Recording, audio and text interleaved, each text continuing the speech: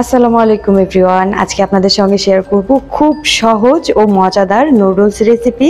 ঘরেই বানিয়ে ফেলতে পারবেন। শুরুতে এর জন্য বানিয়ে নিচ্ছি একটা স্পেশাল সস। শুরুতেই লাগছে 1 চা চামচ কর্নফ্লাওয়ার, সামান্য পরিমাণে সাদা গোলমরিচের গুঁড়া 1 tablespoon, soya sauce 1 tablespoon, white vinegar 1/2 tablespoon, tasting salt, এই টেস্টিং সল্টটা অবশ্যই ব্যবহার করতে হবে, 1 tablespoon chilli sauce, 1 tablespoon tomato sauce আর 1 চা চামচ পরিমাণে পানি। আর যে নুডলসটা রান্না করব সেটার ভিতরে থাকা মশলাটা দিয়ে দিচ্ছি। আপনারা এখানে চাইলে ম্যাগি মশলাটাও ব্যবহার করতে পারেন। এখন সবকিছু খুব ভালো মতো মিশিয়ে একটা সাইডে রেখে দিব। এখানে নিয়ে নিয়েছি মুরগির বুকের মাংস, হাড় ছাড়ানো মাংসটা, আর 2টা বড় সাইজের চিংড়ি মাছ একদম খোসা ছাড়িয়ে নিয়ে নিয়েছি। চিংড়ি মাছটা চাইলে নাও নিতে পারেন। একটু আগে বানিয়ে রাখা সেই সসগুলো 1 টেবিল স্পুন দিয়ে সবকিছুকে খুব ভালো মতো এখানে মাখিয়ে নিব। এখানে আর অন্য কিছুই ব্যবহার করার দরকার নেই, কারণ সসের মধ্যেই সবকিছু দেয়া আছে।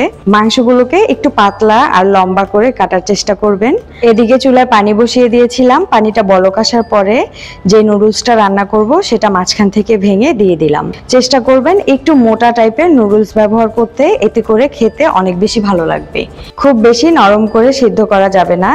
খুব ভালো মতো খেয়াল রাখতে হবে যাতে 95% রান্না হওয়ার সঙ্গে সঙ্গে নুডলসটাকে নামিয়ে ফেলা হয়, কারণ বাকি 5% খুব তাড়াতাড়ি সেদ্ধ হয়ে যায়। গরম পানিটা ঝরিয়ে একদম ফ্রিজের ঠান্ডা পানিতে দিয়ে দিতে হবে সঙ্গে সঙ্গে, তাহলে দেখবেন আর একটার সঙ্গে আরেকটা লেগে থাকবে না। নুডলসটা হবে একদম রেস্টুরেন্টের মতো ঝরঝরে। এই টিপসটা চাইলে ফলো করতে পারেন।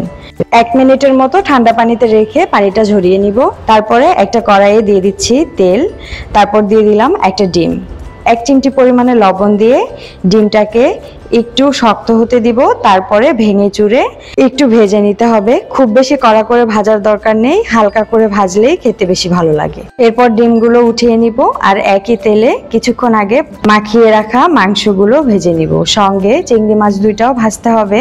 মাংসগুলোর 2 পিঠ একটু ব্রাউন কালার করে ভাজবো, এতে করে খেতে অনেক বেশি ভালো লাগে আর খুব সুন্দর একটা রেস্টুরেন্টের ফিল আসে। মাংসগুলোকে খেয়াল রাখতে হবে একদম পুড়িয়ে ফেলা যাবে না। উপরের মাংসের শরীরটা একটু ব্রাউন কালার হয়ে যাবে, ঠিক সেই সময় নামিয়ে নিতে হবে। মাছগুলো আগেই ভাজা হয়ে যায়, তাই মাছগুলোকে আগে নামিয়ে নিলাম। আর মাংসগুলোর শরীরেও হালকা ব্রাউন কালার চলে এসছে, এগুলোকেও নামিয়ে নিচ্ছি। তারপর ওই একই কড়াইয়ে আবারও কিছুটা তেল দিয়ে দিলাম।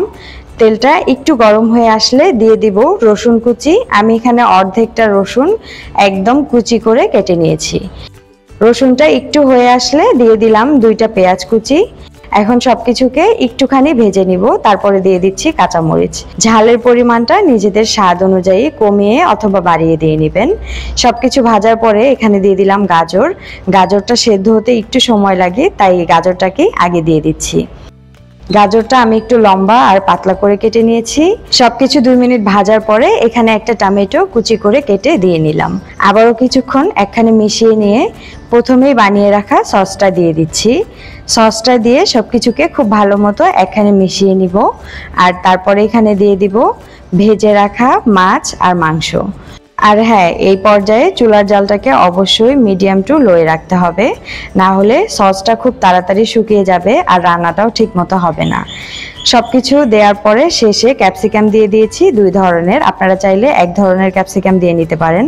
ক্যাপসিকামগুলোকে একটু পাতলা করে কেটে নিয়েছি, এতে করে খুব তাড়াতাড়ি সেদ্ধ হয়ে যাবে। এখন সবকিছুকে কিছুক্ষণ একটু কষিয়ে নেওয়ার পরে লবণটা চেক করে দিয়ে নিলাম। যেহেতু এখানে অনেক ধরনের সস ব্যবহার করা হয়েছে, তাই শুরুতেই লবণটা না দিয়ে সবার শেষে লবণটা চেক করে দিয়ে নেওয়া ভালো। সবকিছু থেকে যখন পানিটা শুকিয়ে যেয়ে এরকম তেল একটু একটু ভেসে উঠবে, ঠিক সেই পর্যায়ে নুডলসগুলোকে দিয়ে দিতে হবে। দেখুন কত সুন্দর ঝরঝরে নুডলস একদম রেডি হয়ে গেছে।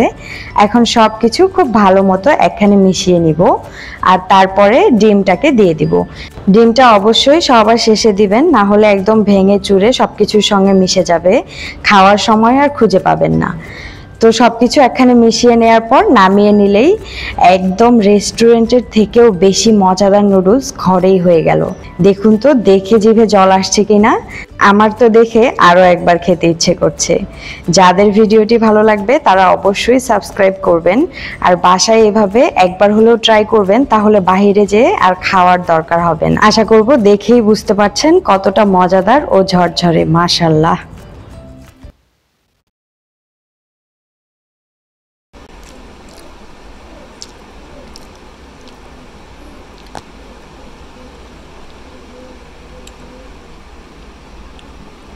আল্লাহ হাফেজ, আসসালামু আলাইকুম।